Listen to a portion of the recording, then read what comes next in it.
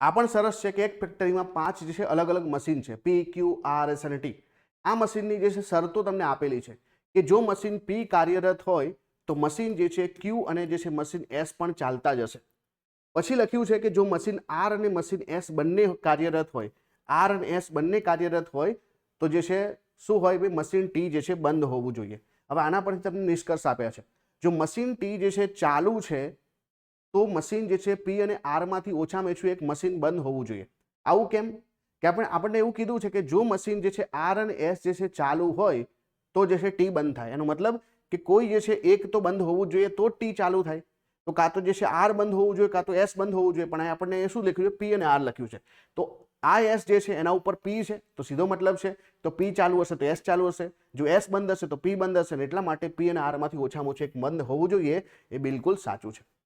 જો મશીન ક્યુ કાર્યરત હોય તો પી પણ કાર્યરત હોવું જોઈએ, તો એ પણ બિલકુલ સાચું છે. એટલા માટે અહીંયા આપેલા પહેલું અને બીજું બંને વિકલ્પો બિલકુલ સાચા છે. Option number she is the right answer.